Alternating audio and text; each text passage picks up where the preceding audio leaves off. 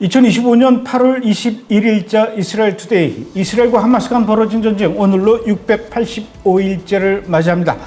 이스라엘 군이 가자지구 최대 도시인 가자시티 장악을 목표로 한 작전이 첫 단계로 개시됐다고 합니다. 가자시티는 테러 조직의 정부 군사 테러 거점이기 때문에 반드시 장악해야만 하는 곳이죠. 그래서 이스라엘은 예비군 병력 6만 명을 추가 수집했고요. 기존 병력 2만 명의 추가 복무 기간을 추가로 연장했다고 합니다. 그와 동시에 이스라엘 정부는 서안 지구에 3,500가구의 아파트가 있는 유대인 정착촌을 짓는 것에 계획을 승인했다고 하죠. 이 계획은 서안 지국을 남북으로 갈라놓기 때문에 사실상 이제 앞으로는 두 국가 해법은 현실적으로 불가능하게 됩니다. 그리고 방금 전 소식에 따르면 가자지구 칸 유니스에 18명의 하마스 대원들이 이스라엘 군대 진영을 습격해서 이스라엘 군인들을 납치하려 시도했지만 오히려 하마스 대원 10명이 그 자리에서 사살당하고 8명은 터널로 도망갔다고 합니다. 이스라엘은 지난 한 주간 동안에도 이렇게 많은 일들이 있었는데 구체적으로 어떤 일들이 있었는지 또 이유진 PD로부터 들어보도록 하겠습니다. 어서 오십시오. 예. 지난 일주일 동안도 또 이스라엘에서 정말 많은 일들이 있었습니다. 자, 첫 번째로 가자지구 그 재점령을 둘러싸고 베냐민 네타냐후를 향해서 지금 이스라엘 국내는 물론이고 전 세계가 지금 이스라엘 향해서 비난의 목소리가 계속 커져가고 있어요. 그런데 이런 상황에서 미국의 도널드 트럼프 대통령이 베냐민 네타냐후에게 힘을 실어주는 아주 시원한 한방을 시원하게 했다고 하는데 뭐라고 얘기를 한 겁니까? 네, 이제 트럼프 대통령이 SNS를 통해서 자신의 입장을 강력하게 밝힌 건데요. 게시한 글의 내용에서는 더 이상의 거래는 이제 없고 남은 인질들을 돌아오게 할 수 있는 유일한 방법은 하마스를 파괴하는 것뿐이다. 빨리 행동할수록 성공 가능성이 높아질 것이다 라고 하면서 이스라엘 정부 입장을 전적으로 지지하는 입장을 내보였습니다. 또 트럼프 대통령은 또한 자신의 수백 명의 인질을 자신이 석방을 시켰고 6개월 만에 6건의 세계 분쟁을 이제 중단시킨 장군인이라고 강조를 하면서 이길 거면은 하고 아니면 아예 하지 말아라 라는 내용의 글을 SNS에 게시했다고 합니다. 이길 거면 하고 아니면 말아라. 네. 화끈하네요. 자, 하마스와의 휴전 논의가 뭐 될 듯 말 듯 하면서 뭐 진전이 있는 것도 같다가 또 소식이 없고 지금 그런 상황인데 이번엔 또 중재 국가들이 이집트하고 카타르인 것 같아요. 중재 국가들이 이 휴전을 위해서 뭔가 중재안을 냈는데 이번에는 하마스가 이 중재안을 받아들이겠다 이렇게 얘기했다고 그래요. 어떤 내용입니까? 네, 이번에 중재국인 카타르와 이집트가 휴전안을 다시 제안을 한 건데요. 해당 제안에는 60일간의 휴전을 조건으로 이스라엘 인질 10명을 석방하고 그리고 종신형을 선고받은 팔레스타인 테러리스트 150명을 석방하는 내용을 담고 있습니다. 또한 이스라엘의 가자지구에서 60일간 군사작전을 중단하는 그 내용도 포함되어 있고요. 이는 전쟁 종식을 위한 포괄적인 합의에 도달하는 길로 볼 수 있다라고 이집트 관리가 전했습니다. 네, 하마스는 그렇다 치고 이 중재국들의 제안에 대해서 이스라엘 반응은 어떻습니까? 네, 네타냐후 총리 반응은 여전히 강경합니다. 하마스가 모든 인질을 즉시 석방하는 것과 하마스의 무장 해제, 그리고 가자지구의 비무장화와 가자지구 내에서 이스라엘의 안보 통제, 그리고 마지막으로 하마스도 팔레스타인 자치정부도 아닌 이스라엘과 평화롭게 공존할 수 있는 민간 행정기구 수립을 허용해야만 전쟁 종식에 동의하겠다라는 것인데요. 일부 리쿠드당 장관들은 정부의 부분 합의를 포기하지 말 것을 촉구하고 있는 상황이지만 네타냐후 총리 외에도 론 더머 전략부 장관, 스모트리치 재무부 장관, 그리고 벤그비르 국가안보부 장관 등은 완전한 합의만을 지지하고 있는 상황입니다. 아직도 사실은 이제 합의가 되지 않은 상태고 또 합의가 되려면 쉽지 않은 이 관문들이 더 남아 있는 것 같아요. 뭐 그러든 어쨌든 지금도 IDF 이스라엘 군은 가자지구에서 계속 그 공세를 펼치고 있는데 지금은 어느 쪽에서 어떤 작전을 펼치고 있습니까? 이제 가자시티 남서부 쪽에 있는 제이툰 지역에서 작전을 수행 중입니다. 작전에는 테러리스트 인프라 제거, 그리고 폭발물 처리, 지상과 지하의 목표물 타격 등이 포함되어 있고요. 공군과 협력해서 작전이 이루어지고 있습니다. 이스라엘군은 향후 가자시티 중심부로 점진적 진입을 계획 중인데요. 단순히 도시를 점령하는 것이 목표가 아니라 하마스의 군사 인프라 제거와 통제, 그리고 민간인 피해 최소화가 동시에 고려된 계획이라는 점이 중요한 부분입니다. 그리고 가자지구 북쪽 가자시티의 주민들을 남쪽으로 이주시킨다는 그런 발표가 있었거든요. 어떻게 이주가 시작이 됐습니까? 로이터 통신에 따르면 이제 가자지구 북부의 가자시티 주민들이 남쪽으로 이동하기 시작했다고 보도됐습니다. 근데 이스라엘의 예정된 지상 공세를 앞두고 많은 팔레스타인인들이 가자시티 동부 지역을 떠나서 남부와 서부로 이동을 하고 있다라는 보도인데요. 하지만 아직 일부 주민들만 이동을 시작한 상태이고 전체 주민이 이동을 시작한 것은 아닙니다. 이스라엘 국방부 산하의 팔레스타인 지역활동조정국인 코가트에 따르면 정부 지시에 따라 가자시티 주민들을 가자지구 남부로 이동시키기 위해 지난 17일부터 텐트와 대피소 등을 제공할 준비를 하고 있다라고 밝혔는데요. 이스라엘의 군사작전이 본격적으로 시작이 되면 대규모 이동이 더욱더 가속화될 것으로 보입니다. 어찌됐든 베냐민 네타냐후 총리의 그 가자지구를 완전 점령하겠다라는 그런 발표가 난 이후에 외국은 그렇다 치더라도 이스라엘 국내 반응도 사실은 굉장히 심상치가 않아요. 지난 주말에는 100만 명이 넘는 사람들이 길거리로 뛰쳐나왔다 그래요. 네. 시위를 벌이려고 나왔겠죠? 맞습니다. 지난 주말만 해도 이스라엘 전역에서 약 100만 명이 시위에 참여했다고 하는데요. 특히 텔아비브 인질 광장에는 50만 명 이상이 모였고 전국적으로는 수백 곳에서 시위와 파업이 진행됐습니다. 해당 시위는 네타냐후 총리가 가자지구 점령 계획을 발표를 한 후에 이제 인질들의 생명 위험과 전쟁 확대에 대한 우려로 인해서 촉발된 시위였는데요. 약 2년 전에 가자 전쟁이 시작된 이래로 가장 큰 규모의 조직 시위 중 하나로 이 해당 시위대는 주요 도로를 봉쇄를 하고 민간 사업장을 폐쇄하고 이스라엘 전역의 대도시에서 집회를 열었습니다. 시위 참가자들은 정부의 전쟁 확대 정책에 반대하면서 인질 석방과 전쟁 종식을 요구하고 있는 상황입니다. 시위 현장에서는 얼마 전에 하마스가 공개했던 그 인질 중에 한 명의 영상을 하마스가 얼마 전에 공개를 했어요. 그 영상을 이번 시위 현장에서도 또 틀었다고 그래요. 인질 어떤 사람 누구의 영상입니까? 이제 하마스가 아직까지도 억류 중인 인질 마탄 잔가우커의 영상입니다. 해당 영상은 가자지구에서 작전 중이던 이스라엘군이 확보해서 가족에게 전달한 영상이라고 하는데요. 이 영상은 지난 일요일 밤 텔아비브 인질광장 시위에서 처음으로 공개가 됐습니다. 영상 속에서 잔가우커는 가족과 친구들에게 자신의 석방을 위한 노력을 더 기울여달라고 호소하면서 소리내어 외쳐달라, 그러면 곧 만날 수 있을 것이다, 이렇게 이야기를 했습니다. 현재 잔가우커는 가자지구에 682일째 억류 중인 상황입니다. 그런데 이스라엘의 강경 극우 인사죠. 벤그비르 국가안보장관 그리고 스모트리치 재정부 장관, 이 두 양반이 이번에 그 열린 대규모 100만 명이나 되는 사람들의 그 시위에 대해서 이 시위는 실패했다 이렇게 평가절하했다고 해요. 이 두 사람이 100만 명씩이나 모인 이 시위를 실패했다라고 평가절하하는데 무슨 근거가 있는 얘기입니까? 일단 이번 전국적으로 진행됐던 파업과 시위는 규모와 상징성 측면에서는 나름 큰 시도였지만 이스라엘 강경 극우 인사인 벤그비르 장관과 스모트리치 장관은 이를 실패로 평가를 했는데요. 그들은 이번 행동에 대해서 단순 시위가 아니라 국가 안보를 훼손하고 하마스를 돕는 정치적 행위라고 입장을 밝혔고요.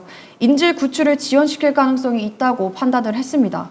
실제로 도로 통제가 다시 해제되면서 시위의 실질적 영향은 제한적이었다고 평가를 하고 있고요.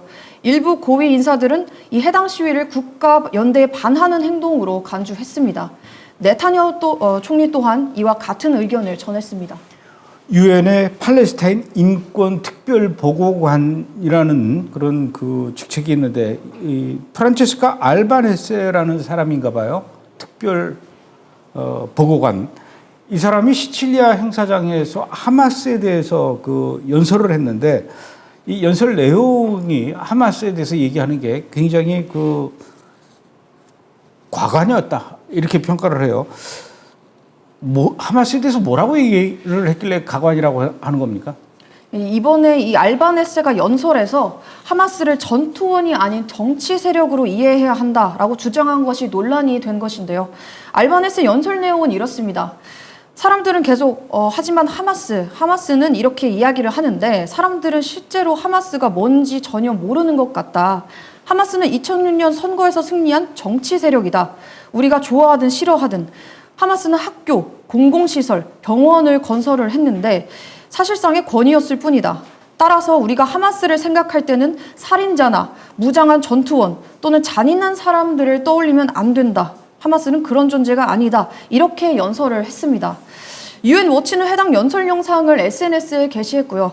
댓글에는 알바네스의 발언을 비판하거나 그리고 나치와 비교하는 등 풍자하는 내용이 다수 올라왔습니다. 알바네스 영상 보니까 여자네요. 네. 여자인데 하여튼 이런 사람 때문에 유엔이 지금 계속 욕을 먹고 있는 거예요.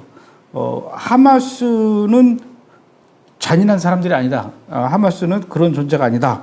이 양반이 그 하마스가 이스라엘 쪽에 넘어와서 그 만행을 저질렀던 영상을 굉장히 많은데 유튜브에도 그렇고 그걸 그 중에 하나도 안 봤나 봐요. 안 그래도 이 댓글에 그 영상을 사람들이 막 올려왔어요. 아, 그래요? 네, 댓글이. 자, 댓글도 댓글이지만은 이 양반의 이런 연설에 대해서 또 반박하는 영상을 누가 찍어서 또 올렸다 그래요. 누군데? 뭐라고 또 찍어서 올렸습니까? 주미 이스라엘 대사 예이엘 라이터인데요. 이번 프란체스카 알바네스의 발언을 강하게 비판하면서 하마스는 테러 조직이다라는 입장을 다시 한번 강하게 내세웠고요. 국제사회가 하마스를 테러 단체로 명확하게 규정하도록 촉구를 했습니다. 예이엘 라이터 대사는 정치 정당이라고 이렇게 자칭한다고 해서 살인자로부터 면책이 되는 건 아니다라고 하면서 하마스의 선거 승리가 하마스를 정당화해주지는 않는다라고 주장을 했고요. 살인과 강간으로 정치적 목표를 달성하려는 이런 시도는 어떤 정치 플랫폼으로도 정당화될 수 없다라고 하면서 비판했습니다. 혹시 이 프란치스카 알바네스라는 사람의 그 SNS 계정 같은 거 알고 있어요? 이렇게 연결하면 찾으면 들어갈 수 있지 않을까요? 네. 찾을 수 있어요? 지금요? 아니, 나중이라도. 네.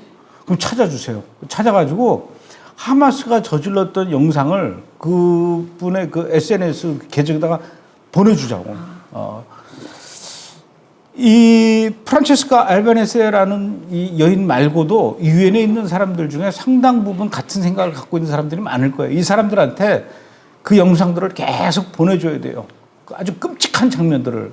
그래서 그 밤에 잠을 못 잘 정도로 잘라 그러면 그 하마스가 죽인 이 시체들 막 그 시꺼먼 수동으로 된 막 이게 나타나가지고 잠을 못 자게 알바네스라는 사람은 끔찍한 고통을 당해야 돼. 영상으로. 팩트잖아요, 팩트. 이 팩트를 모르고 그걸 외면하고 이렇게 알고 보면 하마스도 좋은 사람, 지금 이러고 있는 거 아닙니까? 이러니까 지금 유엔이 욕을 먹고 있는데, 자, 유엔 얘기를 좀 더 해야 될 것 같아요. 그런가 하면은 지난 5월 이후부터 가자지구 안으로 들어간 구물자 트럭이 9,200대 정도 된대요. 그런데 유엔이 이 9,200대의 구물자 트럭을 축소 집계를 해가지고 발표했다 그래요. 9,200대를 몇 대로 축소를 했고 왜 이렇게 축소를 하는 겁니까, 유엔이? 이스라엘 국방부 산하의 팔레스타인 지역활동조정국인 코가트에 따르면요. 5월 이후 가자 지구에 반입된 구호 트럭이 말씀하신 것처럼 총 9,200대인데 유엔이 집계한 수는 이제 3,553대에 불과하다고 합니다. 실제 가자로 반입된 구호 물자보다 약 2.5배가량이나 낮은 수치인데요. 이에 코가트는 유엔이 구호 트럭 수를 축소 집계하고 있다라는 주장과 관련해서 성명을 냈습니다.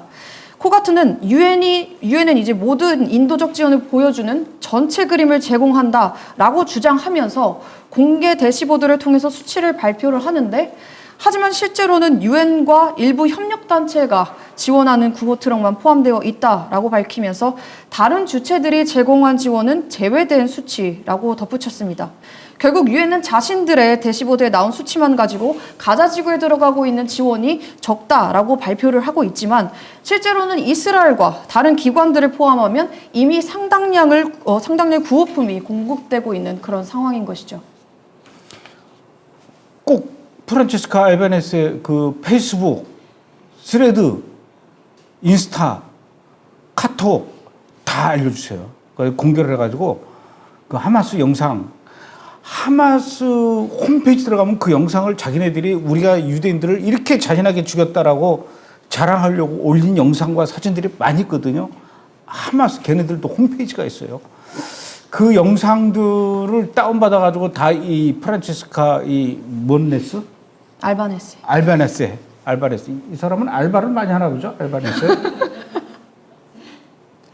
보내줘 가지고 폭탄 터지듯이 다 이렇게 막 해서 막 돌아버리도록 해야 됩니다.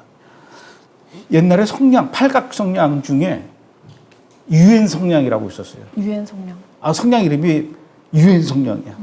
예, 아주 유명했는데 모르죠 그런 거. 네. 라이터밖에 모르죠. 네. 팔각 성냥, 유엔 성냥 확 불질러 버려요. 자, 그러니까 지금 가자지구 안에 기근과 뭐 가뭄 뭐 이런 것 때문에 기아로 굶어 죽어가고 병 들어가고 있는 어린애들이 많다 이렇게 많이 알려져 있는데 사실은 밖으로 알려진 것보다는 가자지구 안에 구물자 트럭이 이렇게 많이 들어갔으니까 구호 물품이 훨씬 지금 많이 있다라는 거 아닙니까? 어딘가에. 맞습니다. 보급이 안 돼서 그렇지. 네, 이제 외신에서 보도하는 극심한 기근 상태와는 거리가 매우 멀죠. 지금 어느 정도로 공급이 많은 상황이냐면 가자지구 내 식료품 가격이 이제 급락할 정도로 공급이 늘어난 상태입니다. 이스라엘군 관계자들의 내부 자료에 따르면 가자지구에 대한 지속적인 구호물자 수송이 가자지구의 공급을 증가시켰고 이로 인해서 밀가루나 쌀, 설탕 등 주요 식료품의 가격이 최근 몇 주간 급격히 하락했다고 합니다. 굶주린 아이가 물론 있겠지만 그건 하마스가 구호품의 약 88%를 약탈했기 때문이고 근데 그렇게 많은 양을 하마스가 약탈해감에도 불구하고 현재 하마스의 구호품 사재기와 독점 시도조차 제대로 성공하지 못하고 있는 그런 상황이라고 합니다. 구호 물품의 88%를 중간에 삥을 치네요. 하여튼 이것들. 그런데도 알고 보면 하마스는 좋은 사람들입니다. 좋은 정치적 집단입니다. 이름이 뭐야? 알바네세? 네. 알바네세. 알바를 하는 게 아니라 알바 아니다. 뭐 알바네세 좀 이러고 있거든요. 자, 뿐만 아니라 요즘은 유대 사마리아 지역에서도 이스라엘 경찰이 대규모 지금 단속 활동을 하고 있대요. 뭘 단속하는 거고 성과는 있답니까? 네, 성과가 있습니다. 최근 유대 사마리아 지역에서 스타핑 앤 레드라는 이름으로 이스라엘 경찰과 IDF, 신베트가 함께 대규모 단속 작전을 벌였는데요. 그 결과 38명의 팔레스타인인들이 체포됐습니다. 또한 도난 차량 10대, 무기 생산 시설 7곳이 적발됐고 여러 무기들과 파이프 폭탄, 수십 킬로그램의 마약류까지 압수됐습니다. 경찰은 대낮에 알 아마리 난민 캠프에서 테러 용의자를 체포하는 영상도 공개했는데요. 이스라엘의 이제 구조 NGO인 하잘라 위다웃 볼더스에 따르면 작년 한 해만 해도 유대 사마리아 지역에서는 6천 건이 넘는 테러 공격이 발생했는데 이번 단속이 진행되면서 무기 밀매와 불법 활동에 타격을 주고 테러를 억제하는 그런 효과를 내고 있다는 평가가 나오고 있습니다. 자, 마지막으로 후티 얘기를 좀 해보겠습니다. IDF가 지금 후티 반군이 있는 예멘을 또 공격하고 있다고 합니다. 어디를 공격하고 있습니까? 네, 이스라엘 해군 미사일 함정이 예멘 수도 사나에서 후티 반군의 핵심 에너지 인프라 하지스 발전소를 정밀 타격했습니다. 이 발전소는 사나 지역 전력 공급을 담당하는 중요한 시설인데요. 이스라엘군은 해당 발전소가 후티의 군사적 목적에 활용되어 왔다고 설명했습니다. 현지 주민들에 따르면 발전소 인근에서 2차례 이상의 강력한 폭발음이 들렸고 불길과 연기가 치솟는 장면이 목격됐다고 하는데요. 발전소 일부가 심각한 피해를 입어서 일부 발전기 가동이 중단이 되는 등 전력 공급이 차질을 빚고 있는 것으로 전해졌습니다. 이번 공격은 이스라엘 해군이 사용된 두 번째 사례인데요. IDF에 따르면 후티 반군이 이스라엘과 이스라엘 민간인을 반복적으로 공격한 데 대한 대응이었고 후티의 군사활동을 지원하는 에너지 기반을 약화시키려는 의도라고 설명했습니다. 네. 한 번 더 얘기를 해야 될 것 같아요. 유엔의 팔레스타인 인권특별보고관 프란체스카 알바네세. 이 사람 이름을 기억해야 돼요. 이런 사람들. 하마스는 알고 보면 좋은 사람들이다. 알고 보면 정직한 정치 집단이다. 착한 정치 집단이다. 하마스한테 한번 뜨거운 맛을 봐야 돼요. 이런 사람들은. 이름을 기억해서 혹시 여러분들 중에 영어 좀 잘하시는 분 있으면요. 프란체스카 알바네세 검색을 해가지고 카톡을 안 쓰겠죠 이분은. 스레드 또 뭐 X 또 트위터 인스타 페이스북 싹 뒤져가지고 이 사람들한테 영어로 한번 쫙 보내주십시오. 그리고 그 링크를 좀 보내주세요. 그 하마스 만행을 왜 이렇게 정신 나간 소리를 하는지 모르겠네. 이런 사람들이 유엔의 자리를 잡고 있으니 유엔이 욕을 먹고 있는 거예요. 유엔에서 혹시 좋은 자리 준다고 그러면 갈 겁니까? 영어도 잘하고 그렇게도 뉴욕을 가고 싶어 했는데 유엔에서 오라 그러면 가지 마세요. 브레드 TV가 훨씬 좋습니다. 수고하셨습니다. 잠시 후에 2부에서 또 뵙겠습니다.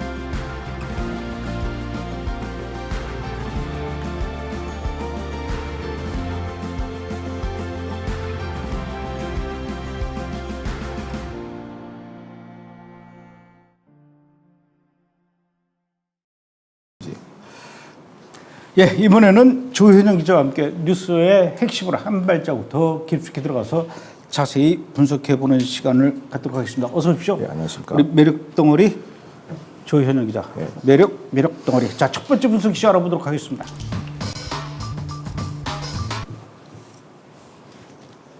네, 시리아 얘기를 해야 될 것 같아요. 자, 지난 6월 30일 날 미국의 도널드 트럼프 대통령이 시리아에 그동안 가했던 여러 가지 제재를 완화하는 행정명령에 서명을 했다고 합니다. 이번에 행정명령에 서명한 그동안에 제재했던 거 뭘 완화하겠다라는 겁니까? 그러니까 근본적으로 이제 아사드 정권에 대한 제재고요. 그 다음에 시리아산 수출품의 미국 수입 금지, 그 다음에 시리아에 대한 원조에 대한 제한 등 기존 제재를 이제 폐지하는 내용을 지금 담고 있습니다. 그러니까 제재를 거의 다 완화했고요. 취지는 뭐냐면 이제 불안전하지만 시리아 내전을 종식시키고 정상국가를 위한 기회를 주자는 취지로 이제 트럼프 대통령이 이제 통큰 결단을 내려서 이제 제재 완화를 다 거의 풀었죠. 그 장기적으로는 왜 이런 포석을 두는 이유는 트럼프 대통령께서는 시리아, 레바논 등 장기적으로 확대된 버전의 아브라함 협정에 이제 참여시키기 위해서 이제 이런 통큰 조치가 나왔는데. 일각에서는 그래도 약간 비판론이 있습니다. 그 핵심이 뭐냐면 제재 완화하는 것까지는 찬성이지만 뭐 새로운 기회 주는 건 이해하지만 조건 베이스로 가야 된다. 그 상황의 테러에 대해서 완전히 이제 이탈하겠다는 노선 변경이 완벽하게 있어야 조금씩 이제 이거를 조건 베이스로 제재를 완화해야 되고 스냅백 조항을 집어넣어야 된다는 거죠. 테러를 했을 때 바로 스냅백 조항이 발동돼 가지고 이란 그 제재처럼 그렇게 이제 제재안이 들어가야 되고 최소한의 안전장치, 가드레일은 필요하다라고 이제 비판 원전을 하고 있습니다. 그런데 지금 시리아를 알 아사드 전 대통령, 전 정권에 의해서 지금은 알 줄라니 임시 수반이 지금 이끌고 있는데 지금 이 알 줄라니가 이끌고 있는 새로운 시리아 정부가 국제사회에 모르게 비밀리에 30만 명의 병력을 육군 체계를 구축했다 이런 얘기가 있어요. 30만 명 이미 다 끝난 겁니까? 그러니까 거의 군 편제는 끝났습니다. 그러니까 합법적으로 이제 이거는 시리아의 정규 군약으로 얘기는 하고 있지만은 실제로 그 성향이 ISIS 유사한 살레피 지하디스트라고 이제 순위파 극렬 그 테러 단체입니다. 그 이들의 목표는 뭐냐면 무장 투쟁을 통해서 칼리프 이슬람 제국을 완성한다라는 이제 그 기본 이제 레이블을 갖고 있는데 최근 이거를 최초 보도한 게 이제 이스라엘 안보 싱크탱크는 알마 연구소에서 이제 밝혔습니다. 6개월 만에 군 편제의 80~90% 이미 완성 상태고 그 다음에 보병은 이미 완성 상태라고 얘기합니다. 그러니까 무슨 얘기냐면 5개에서 7개의 여단급 병력과 전투지원부대를 하나의 사단으로 해가지고 총 20개 사단을 지금 만들었다고 해요. 그다음에 별도의 정보부대, 방공부대, 대전차 부대, 공병대도 확충한다는 얘기고 보병은 거기서 완성돼서 한 30만 명이 되는 걸로 알고 있고요. 그다음에 해공군도 터키로부터 지원받아서 지금부터 확장 추세라고 보여집니다. 그렇군요. 그래서 30만 명이면 적은 숫자가 아니에요. 우리나라 군대 병력 수가 60만 명 정도라고 얘기를 하는데 그 30만 명을 갑자기 이렇게 끌어모으는 거 쉽지 않을 텐데 어디서 이렇게 끌어모았답니까? 그러니까 이게 제로 베이스에서 이제 다시 그 창군을 한 게 아니라 아사드 정권의 이제 군부 세력, 전 군부 세력과 HTS 테러 세력과 SNA 등 130여 개의 테러 정파, 시리아 내의 테러 정파를 이제 다시 규합해가지고 정규 유권 편제로 이제 규합을 시킨 것입니다. 그러니까 이제 그 보시면 아시겠지만 이스라엘 쪽 연구단체에서 얘기했지만 또 최근에 미 국방정보본부 DIA에서도 비슷한 정보평가 보고서를 내놨어요. AQ라고 하죠. 알카이다 반개 조직인 HAD라는 테러 정파가 있었습니다. 시리아 내에. 근데 지난 1월에 해체를 했어요. 해체를 해서 그 줄라니 수반이 주도하고 있던 HTS 정파로 이제 흡수가 되고 이 흡수된 HTS 정파가 바로 시리아 정규 육군으로 이제 테러 지휘관급이 이제 시리아 정규군 지휘 체계로 들어온 게 된 겁니다. 군 편제로. 사실상 테러리스트가 그대로 떠가지고 이렇게 시리아 정규군 체제로 이제 들어온 거가 되고요. 그래서 사실상 뭐라고 평가하냐면 알카이다가 신규로 창건되는 시리아 육군의 주축 세력이 되고 있다라고 DIA 정보 분석은 얘기하고 있습니다. 그렇다면 현재 그 요번에 알줄라니 그 정권에서 구축하고 있는 그 30만 명 병력 군 지휘 체계에서 주요 군 지휘관들 예전에 그 알아사드 정권의 그 군 지휘관들이 차지하고 있습니까? 아니면은 알카다 계열의 지금 HTS 또는 SNA 어느 쪽이 주로 이 군 지휘관들을 요직을 차지하고 있습니까? 그러니까 시리아 군 조직도를 보시면 아시겠지만 아이고 저기 이제 다 이제 거의 편제가 끝난 거예요. 근데 보면은 저기 맨 상단 쪽에 이제 그러니까 핵심 참모부 윗대 그 수뇌부부터 보면은 알마 연구소의 분석자에 따르면 시리아 국방장관, 국방차관, 육군참모총장, 공화국 수비대, 공군사령관, 항공방어사령관 등 모두 2010년 이후에 그 구 아사드 정권 군부 수뇌부가 이제 HTS로 전향한 인사예요. 그래서 친 AQ 정파로 이제 사실상 HTS는 친 그 알카이다 정파라고 봐야 되니까 이제 구 아사드 정권 군수뇌부가 그대로 HTS로 전향해서 이들이 이제 참모부를 구성하고 있고 말씀하신 이제 SNA는 이제 시리안 내셔널 아미라고 하는데 이게 터키가 지원하는 군벌이에요. 그 시리아 북동부 지역에서 지원을 터키가 하고 있는데 예외적으로 이 SNA 출신한테 이제 북부 시리아 정부를 담당하는 사령관 자리를 준 거예요. 왜 줬냐? 이들이 이 SNA 군벌 수장이 시리아 북동부에서 이제 쿠르드 계열의 SDF, 미국의 지원을 받는 SDF하고 교전을 해서 격파를 시켰어요. 그거에 대한 공로로 지금 현 줄라니 수반이 이제 임명을 한 것이죠. 그 어떻게 보면 영전한 사례 승진해서 북부 사령관으로 임명했고 SNA 출신은 북부 사령관 빼고 나머지는 다 HTS 혹은 기타 순위파 계열의 테러 단체들이 다 들어갔다고 보시면 됩니다. 그렇다면은 그 시리아 북부 지역의 SNA 그쪽 빼고 나머지는 이제 알카에다 계열의 HTS가 거의 지금 시리아 군부를 장악하고 있는 이런 상황에서. 근데 또 하나 이제 약간 제가 이제 첨부드리자면 이거죠. 네. 다시 한번 그 사진 잠깐 보여주시겠습니까? 또 보시면은 저 왼쪽 끝에 저 빨간색 바로 밑이 이제 다마스커스 방어사령부예요.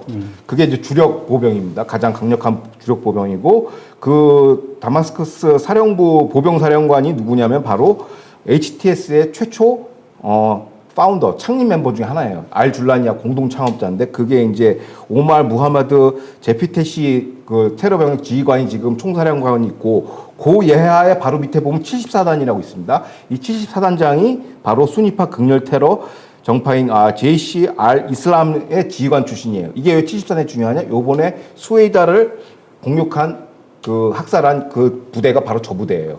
제일 먼저 이제 두루즈족을 공격한 부대가 저 부대라는 것이고 이게 이제 여러 가지 설왕설래가 있었죠. 뭐 이거 국제 외신에서는 정규군이 말리러 갔다는데 사실상 학살한 게 어떻게 보면 이스라엘 정보 판단으로서는 그렇게 보고 있는 것 같습니다. 그러니까 지금 그 시리아의 현재 그 군 체계를 알카에다 계열의 HTS가 지금 거의 장악하고 있는데 더군다나 이 숫자가 30만 명이란 말이에요. 저 숫자가 아닌데 이스라엘로서는 이거 그냥 두고만 볼 수는 없는 상황인 것 같은데 이스라엘 입장은 좀 어떻습니까? 그러니까 이스라엘은 지금 극도의 경계 태세를 지금 의심의 눈초리를 보고 있어요. 그럴 수밖에 없는 게 최근 그 미럴리스트 24시라는 그 중동 전문 매체에서 보도한 건데 최근 드루족 공동체 거주한 수에다 지역 있지 않습니까? 거기서 이제 시리아 당국이 단수 조치를 했다라고 추정하고 있습니다. 뭐 인프라가 파괴됐다고 얘기하지만 사실상 단수 조치죠. 그러니까 이거는 그때 본격적으로 수면 아래에서 이제 탄압이 시작되는 거예요. 왜냐면 두루즈족은 친이스라엘 세력이니까. 그래서 인프라가 파괴됐다고 하지만 의도성에서 이스라엘 당국이 의심하고 있고, 그러니까 이게 하나의 이유가 되는 거죠. 지금 국가를 재건하려면 뭐 군대도 중요하지만은 사실상 전력 인프라, 식수 인프라, 생활 기반 인프라를 먼저 만들어주고 중앙은행이나 이런 경제적인 조치들을 빨리 해줘야 그게 상식이죠. 그게 이제 순서죠. 물론 군도 만들지만 그건 다 뒤로 제쳐놓고.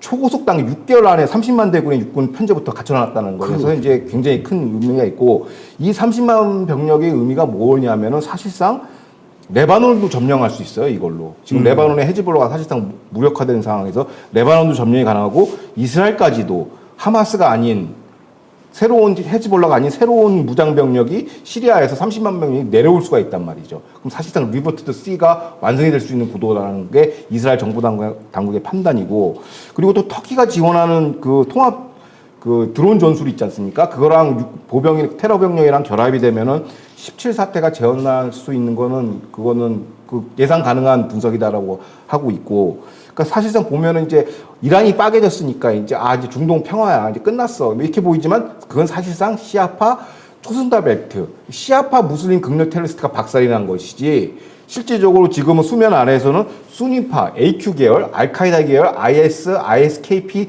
이런 애들이 새로 지금 세력을 구축하고 있고, 이른바 그들만의 이제 테러 군대를 지금 양성하고 있다. 수면 아래에서 국제사회 레이더 밑에서 지금 하고 있다라는 게 이스라엘의 평가하고 결론인 것 같습니다.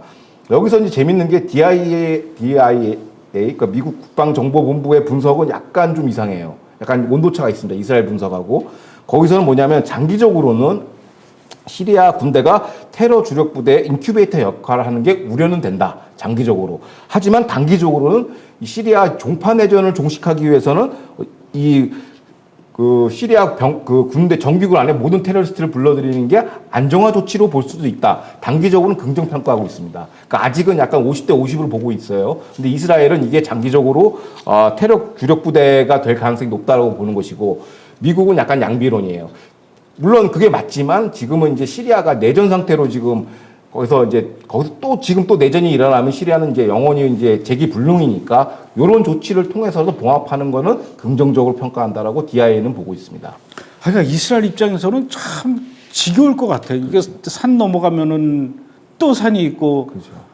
동네 뒷산 넘어가면은 이번에는 뭐 백두산 있고, 백두산 넘어가면 에베레스트 산 있고, 하여튼 뭐 산 넘어 산인데, 이스라엘이 지금 시리아의 이런 상황에 대해서 잔뜩 긴장할 수밖에 없는 것이, 지금 그 알줄라니 정권 이전에 알 아사드 정권이었을 때예요. 2024년도에도 알카에다 계열의 이 HTS가 탈레반하고 합동 군사훈련을 했었단 말입니다. 그렇죠. 그러니까 더 이게 심상치 않은 거예요.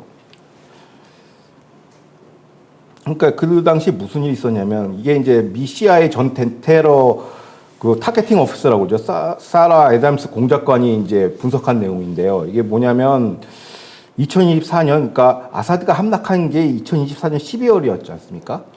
그 이전부터 이제 알 줄라니는 병력이 1000명밖에 없었어요. 시리아에서 뭐 테러 훈련을 하고 싶어도 그럼 미국이나 이스라엘에 가서 폭격을 하니까 그게 불가능하단 말이에요. 그래서 은신처를 어디로 옮겼냐? 아프간으로 옮긴 겁니다. 거기서 옮겨가지고 그 탈레반이 야, 너 1000명 가지고는 이거 정권 못 뒤집어. 그러니까 우리가 10,000명 줄게. 10,000명을 박은 거예요. HTS 명단에 집어넣고, 그거를 이제 그 지도 보시면 아시겠지만은 그 아프간 전체가 테러 캠프예요. 저기 난갈하르라는 저 테러 캠프에서 HTS를 훈련시킨 거예요. 10,000명을. 2024년 이전부터. 그래서 그거를 CIA 지와 용사들이나 정보 분석 당국자들이 미국 당국에다가 이제 정보 당국에다가 보고를 했는데, 그거를 이제 무시한 거죠. 바이든 행정부가. 그래서 이제 이 사단이 일어난 거고, 만약에 미국이 알았으면 이걸 제대로 터키가 영향력 행사하지 않도록 이제 미국이 개입할 수 있었는데, 그 대테러 정보 분석에 실패했다라는 것이고, 이 얘기는 뭘 의미하냐면, 아프간의 탈레반 정권이 이제 HTS를 사실상 키웠다라고 볼 수 있고, 저기 교관이, 물론 장소는 아프간의 탈레반 정권이 됐지만, 그 훈련 교관이 바로 알카이다가 이제 훈련 교관을 했고요. 그 다음에 전략적 지원은 터키가 한 겁니다. 그리고 여기 훈련에 필요한 이제 돈, 재정 지원은 누가 했냐면 아프간에 있는 또 다른 테러 정파인 하카니 네트워크가 재정 지원을 했습니다. 이런 식으로 그들끼리 이렇게 품앗이를 해가지고 HTS를 키워내서 시리아를 어떻게 보면 뒤집어 본 것이죠. 아사드 정권을. 그렇게 보는 게 정확한 해석인 것 같습니다. 근데 이제 몇 개월 전에 조 기자가 여기 나와서 이제 또 설명해 준 게 있어요. 그 9.11 테러를 일으켰던 빌라덴의 아들 함자 빌라덴. 이 함자 빌라덴이 이슬람 글로벌 제국 건설, 제국 복원 이 프로젝트를 설명해 준 적이 있었는데 그때 당시에 1단계에서 4단계까지가 했다. 그러니까 이제 연도별로 이렇게 단계를 나눠서 앞으로 이 이슬람 국제 글로벌 복원 계획을 어떻게 해 나갈 것인지를 이제 쭉 설명하는데 그 1단계가 이슬람 토우국 재건이라고 얘기를 했어요. 그렇다면 지금 그 시리아가 HTS가 이렇게 중심이 돼가지고 130여 개의 테러 단체를 모아서 30만 명 병력을 이렇게 구성하는 거 이것도 지금 함자 빈라덴이 하려는 이슬람 국제 글로벌 이 복원 이 프로젝트의 1단계의 일환 이렇게 봐도 되는 겁니까? 지금 돌아가는 정황상은 그게 정답인 것 같아요. 왜냐하면 이제 알줄라니가 HTS 수장 이제 시리아 과도 수반이지 않습니까? 이거를 등극한 이후에도 그 탈레반의 지난 이제 4월 8일 탈레반의 최고 지도자가 칙령을 내렸어요. 그 파타라고 그러는데 명령이에요. 군사 명령인데 탈레반 병력 20%를 떼가지고 지금 시리아로 급파해라라고 한 거예요. 그래서 지금 그 어떻게 보면 시리아 육군 그 참건 스케줄하고 정확하게 일치를 합니다. 지금 그걸 알카이다에서 아프간에서 훈련을 시켜서 지금 보내고 있고 이런 게 그냥 이게 우연의 일치야. 이제 테러와의 전쟁은 끝났어라고 보는 게 아니라 이제 미국 정보 당국은 죽었다고 얘기하지만은 그 서방 저쪽 유럽 쪽 영국 쪽 MIS나 이쪽 MI 그쪽 정보기관에서는 테러 전문가들은 아직도 살아있다고 하는데 이 사람이 지금 AQ를 지배하고 있고 감독님이 말씀하신 이 4단계 이슬람 토호국 중에서 지금 2개의 토호국이 완성된 거예요. 아프간이 완성됐고 시리아가 완성된 겁니다. 그러니까 1단계 이제 칼리페는 건설의 기초 단계로 토호국 재건의 방점을 찍었는데 그 사진 보시면 아시겠지만 마하디 군대가 있어요. 저게 이제 알카이다가 군대를 갖다 수직 계열화한 겁니다. 그 다음 사진 보시면 아시겠지만 AQ 중심에 이제 시리아가 있죠. 저기 시리아에 저게 12개의 테러 단체예요. 저 중심에 이제 HTS가 이제 다 장악을 해서 그게 이제 정규 군편제로 들어간 겁니다. 사실상 메우디의 군대가. 그래서 근데 저기 옆에서 보시면은 이제 이스라엘에 있는 하마스도 11개의 테러 무장 세태로 해가지고 이스라엘을 갖다 칼리프를 받으려고 했는데 10월 7일 공격을 했죠. 그래서 깨졌죠. 그래서 개박살라서 저거는 빠졌는데 지금 시리아는 성공을 했단 말이에요. 그래서 시리아가 성공하자마자 STS가 모두 흡수해가지고 지금 육군 편제로 들어간 거예요. 그러니까 뭐냐면 알줄라니의 수반이 시리아 내 무장정파 130여 개를 규합해서 신규로 만든 육군, 현대식 육군은 사실상 메우디의 군편제에 들어간다라는 거예요. 그러니까 투티어 게임을 지금 벌이는 겁니다. 그 토호국 완성이라는 게 이런 거예요. 아프간을 보시면 아시겠지만 미군이 철수하고 아프간은 탈레반 과도 수반, 국제사회에 인정받는 중국하고 외교 관계도 맺고 있어요. 국제사회에서 이제 여러 가지 이제 외교 행위를 벌이고 이제는 테러를 벌이고 이제 보통 국가로 나왔어라고 얘기를 하지만 그 수면 안에 하카니 네트워크, 알카이다, IS, ISKP 이런 순위파 무장 세력들이 지금 드글거리고 있고 이들이 지원해서 새로 만든 토호국이 바로 시리아입니다. 똑같아요. 표면적으로는 알줄란이라는 과도 정부를 딱 세워놓고 그 밑에 육군 체제를 만든 거예요. 합법적인 걸로 해놓고서 그다음에 그 밑에 그 안에는 사실상 HTS 테러 세력을 다 규합한 거죠. 사실상 메우디 군대고 저걸 이제 확대 발전하면 이른바 칼리프 글로벌 정벌이 되는 거예요. 글로벌 제국이 완성되기 때문에 이게 왜 위험하냐면 지금 미국 정보 당국에서는 지금 여러 가지 경고음을 울리고 있어요. 뭐냐면 2주 후에 9.11 테러입니다. 그래서 지금 1000명의 알카이다 요원들이 이미 미국의 안에 들어가 있다고 지금 하고 있어요. 그러니까 거기서 어떤 식의 그러니까 9.11 테러를 능가하는 상징적인 테러가 있을 거라고 지금 계속 경고음을 울리고 있고 저기 DHS나 여러 당국에서도 지금 심혈을 기울여서 분석하고 있습니다. 그러니까 이런 게 지금 굉장히 분위기는 안 좋다라는 거죠. 왜냐하면 테러 공학이 2개가 완성이 됐기 때문에 여기서 병참을 해서 이제 미국으로 잔입했다. 그래서 요거를 이 이슈를 한번 달아보는 건 중요할 것 같습니다. 테러와 전쟁이 완전히 끝난 건 아니고 중동에서는 이스라엘 전문가들이 항상 하는 얘기가 있습니다. 중동에서는 평화가 없다. 간정기라고 얘기해요. Between wars. 그냥 전쟁과 전쟁 사이. 전쟁과 전쟁 사이가 평화라고 보진 않고 안정기라고 봐요, 그냥. 그러니까 이런 게 상시적으로 일어났고 시아파 이란이 박살났다고 끝난 건 아니다. 이제 수니파이들이 또 이제 득세하고 나타나기 시작했다라는 거를 이제 이스라엘 정보당국과 여러 전문가들이 지적하고 있는 것이죠. 그러니까 이게 어떤 그 민족과 민족의 전쟁 또는 부족과 부족의 전쟁이 아니라 제가 보기에는 진짜 이슬람과의 전쟁이에요. 이슬람의 영과 전쟁인데 어쨌든 시리아가 심상치 않다. 야, 시리아 안에도 저렇게 테러 조직이 여러 개가 있는 줄 몰랐네요. 그렇죠. 껍데기는 이제 약간 무슨 그 페이퍼 컴퍼니 비슷하게 정부 조직을 갖춰놓고 그 안에는 테러리스트를 다 채워놓은 것이죠. 그러니까 이런 게 이제 국제사회를 보기에는 DIA도 그래서 사실상 속은 거거든요. 제가 봤을 때는 겉으로는 그럴듯해 보여. 내용은 좀 안 좋아. 어떤 식으로 나갈지 모르거든요. 터져 나올지가. 그러니까 이런 거 기만 전술이다. 전체적인 기만 전술이고 이란이 깨졌기 때문에 이제 약간 이제 숨고르기, 내부 정비, 기만 전술을 쓰고 있는 거라고 좀 보여집니다. 이란과의 전쟁 뭐 일단 뭐 마침표는 아니고 쉼표를 찍으면서 좀 조용해진가 보다 했더니 이제 또 시리아가 심상치 않게 지금 30만 병력을 끌어모으면서 또 뭔가 그 밑그림을 그려가면서 다음 스텝을 준비하고 있는 것 같아요. 마지막 때 이스라엘과 시리아와의 관계에 대해서 여러분들도 좀 많은 관심을 갖고 예의주시해야 할 필요가 있을 것 같습니다. 지금 조 기자님이 얘기하셨던 것처럼 HTS, 알줄라니 정보 그냥 페이퍼 컴퍼니고 사실은 테러 조직으로 드글드글한 데가 시리아라고 합니다. 자, 앞으로 시리아 얘기 좀 더 해주세요. 예, 알겠습니다. 두 번째 분석 이슈 또 알아보도록 하죠.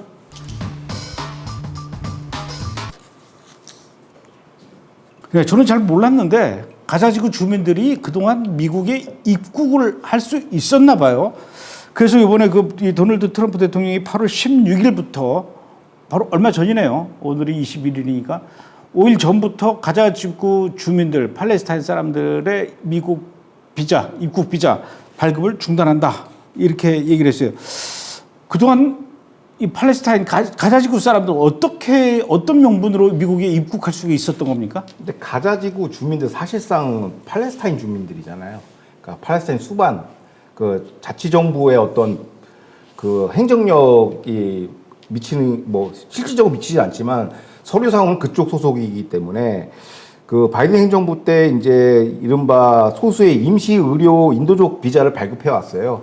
그러니까 미국 현지의 힐 팔레스타인이라는 또 친팔레스타인 또 구호단체가 그렇겠죠. 거기서 또 이제 스폰서 해가지고 데리고 온 거예요. 그러니까 뭐 치료받지 못하는 뭐 이게 있지 않습니까? 환자들을 네. 데리고 오고 하는 건데 그래서 PA 그 팔레스타인 자치정부에다가 미국 의료 방문용 비자 B1, B2 비자를 3,800건을 이제 발급한 걸로 알려져 있고 지난 5월만 해도 640건이 왔다는 거예요. 그래서 엄청 많이 들어왔다는 얘기죠. 근데 비자가 나오는 것도 좀 있지만은 근데 여기에 대해서 이제 최초로 문제 제기한 게 그 마가 성향의 그 농객이 있습니다. 루머라고. 근데 그분이 이제 탐사 보도 전문 인플루언서인데 이제 구글하고 이제 낙인 찍혀 있죠. 근데 그 양반이 이제 다 공개를 한 거예요. 가자 지민들 들어오는데 뭐 많이 우리 뭐 선동된 매체 보는 사람이 뭐 기아에 허덕이는데 환자 한 명에 식구들이 다 들어오는 거죠. 그러니까 살 띠룩띠룩 쪄가지고 대가족이 들어오죠. 그 대가족 한 번에 다 들어오는데 그 입국 반대 그게 이제 SNS를 타고 하면서 트럼프 대통령 귀에 딱 들어온 거죠. 그래서 이제 루비오 국무장관한테 이제 명령을 한 거죠. 그 루머 인플루언서는 탐사보도 인플루언서는 이런 얘기를 합니다. 그 비자 담당하는 국무 직원도 잘라라 이렇게 얘기합니다. 이거 무슨 짓을 하는 거냐는데 그 가자 주민 입국 반대 핵심 논증이 이겁니다. 아니 미국 안 와도 중동 각국의 최고의 의료 시설이 존재한다는 거예요. 두바이 병원 끝내주죠. 카타르, 사우디, 두바이가 의료 관광으로 메카 아닙니까? 그런데도 뭐 희병 다 치료할 수 있는데 거기 안 가고 왜 미국에 오냐는 것이죠. 그러니까 그게 첫 번째. 다른 목적이에요. 그게 첫 번째고 두 번째가 이제 말씀하신 것처럼 이제 들어올 때 대가족 전체가 다 들어와요. 이걸 체인 마이그레이션이라고 그러는데 이것 때문에 문제가 되는 거고. 근데 또 친팔레스타인 집회 나오고 테러에도 활용될 수 있고 이런 것들이 있고 그다음에 미국에서 불법 체류자가 많은 거 뭐냐면 대부분 비자로 방문 왔다가 그냥 장기 스테이를 하는 거예요. 여권 만기 됐는데 안 돌아가고 계속 이른바 비자 오버스테이를 통해 가지고 지금 불체가 많거든요. 그거를 몰아내는 이민법 정책상에서도 이거는 어긋난다 해서 빨리 내보내야 되고, 결정적으로 남의 나라 왔으면 좀 조용히 들어와야 되는데, 그 친하마스 지하드의 상징인 그 감독님 잘 계시면 TPA라는 그거 두 권 뒤집어 쓰고 팔레스타인 환영하면서 이러고 입국을 하는 거예요. 그 무슨 자랑이냐? 그러니까 그게 완전 테러의 상징인데, 그러니까 이게 강간의 상징이고 이게 이스라엘 국민의 그 학살의 상징인데 그거 의기양양에 들어오니까 못 견디는 거죠. 마가 진영에서는 핵심 마가 진영. 그래서 이제 이걸 했고, 그래서 트럼프 대통령이 즉각적으로 비자를 중단했습니다.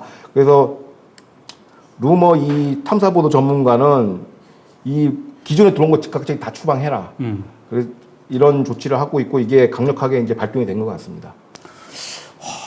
그 추방이 되면 다행인데, 그러니까 가자 지구에 있는 사람 중에 누가 아픈데 미국으로 치료를 받으러 올 정도면 돈도 많아. 이게 일반인이 아니에요. 그렇죠. 그러니까 가자 지구 안에서도 권력이 있고 힘 좀 세다는 사람 중에 누가 아픈 거야. 근데 곧 죽을 병이 아니라 조금 아파. 그래서 돈을 써서 어찌해서 미국으로 오는데 가족이 다 이제 우르르 이제 막 들어오는 거예요. 그러니까 이 팔레스타인 이 가족이 다니라는 건요, 우리처럼 무슨 뭐 핵가족으로 3명, 4명 이게 아니에요. 한 집안에 막 열댓 명 된다고. 근데 큰형이 아프면은 둘째 형, 셋째 형, 넷째 형 해가지고 그 넷째 형의 부인과 애들과 뭐 또 장모님과 셋째 형의 또 뭐 이렇게 해가지고 한 4, 50명이 들어온단 말입니다. 그러면은 한 사람이 아픈데 4, 50명이 지금 미국으로 입국을 하는데, 이 사람들이 가자지구 안에서도 정말 빼먹고 힘없고, 그렇죠. 배고프고 기근에 힘들죠, 고생하고 이런 사람이 아니라 띠륵띠륵 돈 많은 사람이 들어오는데, 그 중에 하마스 대원이 없을 수가 없고, 또는 하마스와 연계된 사람이 없을 수 없어요. 100% 있죠, 이거는. 그렇죠. 그러니까 결국은 그 환자 때문에 미국 안으로 하마스 끈앞풀이나 하마스 대원들이, 요원들이 계속 입국해 들어오는 겁니다. 자, 미국이 이거 빨리 이거 추방 안 하면요, 큰일 나는 것이, 정말 정신 차려야 되는 것이, 예전에도 이란과 시리아 사람들 이렇게 이란 여권, 시리아 여권 말고 이 이란 사람과 시리아 사람들이 다른 나라 여권으로 바꿔서 미국에 입국한 적이 많이 있었다면서요? 그렇죠. 이제 최근에 이제 이란 이제 해외 매체에서 이제 보도했는데요. 7일 했는데요. 이란, 시리아, 레바논 출신 국적자인데 10,000명 정도가 베네수엘라로 국적으로 세탁해서 베네수엘라 여권으로 미국으로 침투한 정황이 발견됐다고 충격을 주고 있습니다. 10,000명입니다. 숫자가 10,000명. 그리고 시기가 언제냐면 2010년에서 2019년. 그래서 집중적으로 발생했다고 해요. 그때 했다는 건 뭐냐면, 그럼 왜 베네수엘라냐? 오바마 때네요. 그렇죠. 베네수엘라랑 이란은 특수관계입니다. 어떤 정도 특수관계냐면, 주기적으로 이란의 하메네이가 도피 탈출 훈련을 합니다. 그게 무슨 얘기냐면은, 정권이 붕괴됐을 때 어디로 도망갈 거냐? 그게 베네수엘라예요. 아하. 그리고 해외 자산 다 베네수엘라 은닉해 있어요.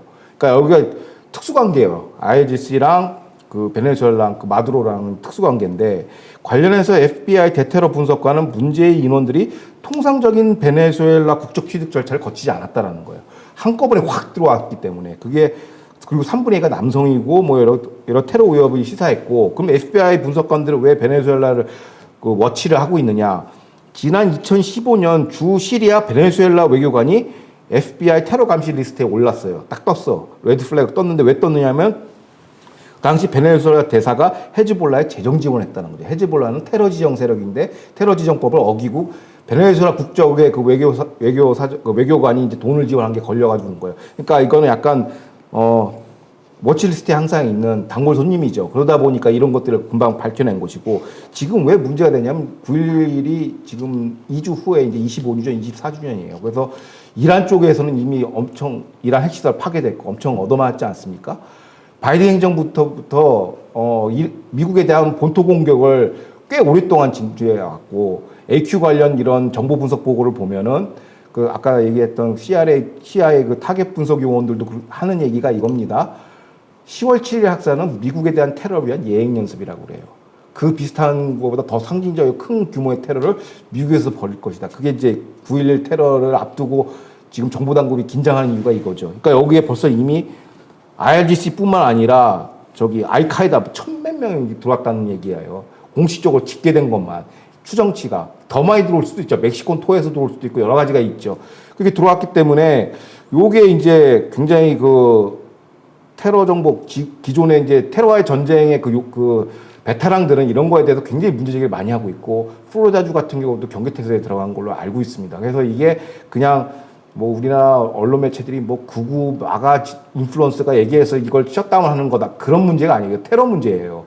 안보에 관한 문제고 실존적 문제이기 때문에 이거에 대해서 좀 설명이 좀 필요하다라고 얘기합니다. 그 트럼프 대통령도 가자 지구에 있는 그 팔레스타인 주민들 다른 데로 이주시키겠다. 또 유대 사마리아 땅에 있는 서안 지구에 있는 팔레스타인 사람들 다른 데로 이주시키겠다. 이렇게 해서 내보내려고 그렇게 큰 소리 쳤는데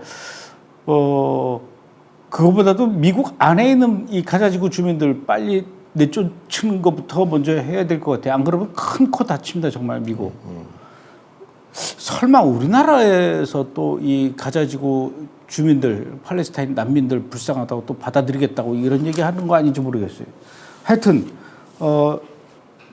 미국 큰 코 다치지 않으려면 빨리 가자지구 난민들 내쫓아 버려야 됩니다. 오늘은 여기까지 하죠. 예, 수고하셨습니다. 고생하셨습니다. 다음 주에 뵙겠습니다.